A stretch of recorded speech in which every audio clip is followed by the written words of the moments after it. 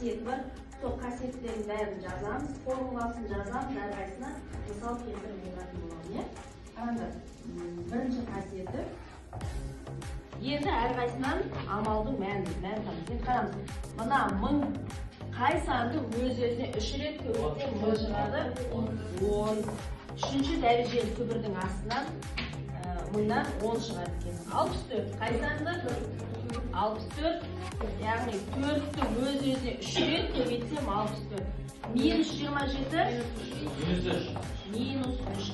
Яғни бұларды бәрін бір-біріне көбейтетін болсақ, минус 120. Екінші дәрежелі 25-те 64 депті. Бізде мысалымызда қараймыз.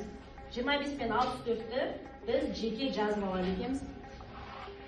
Әрқайсысын жеке жазып аламыз. Бізде дәрежеміз нешеге тең болып тұр қазір?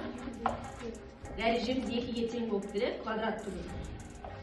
25-тен 5 шығады екен, яғни 5-тің 2 дәрежесі 25, және 8-дің 2 дәрежесі ол 64-ті білдіреді екен. Қысқарып кетеді. Енші дәрежелі түбір астында ағана қалады. Енді осыған мысал келтірейік. Бізде дәреже түбірдің астындағы тұрған санда дәреже болатын болса, оны көрсеткіштік дәрежемен қысқартуға болады екен дейді. Көбейтеміз.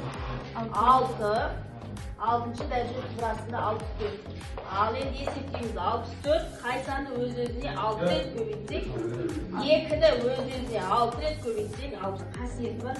Сол қасиеттерін бәрін жазамыз, формуласын жазамыз, әрқайсысына мысал келтіріп отыратын боламын. Қараңдар, бірінші қасиеті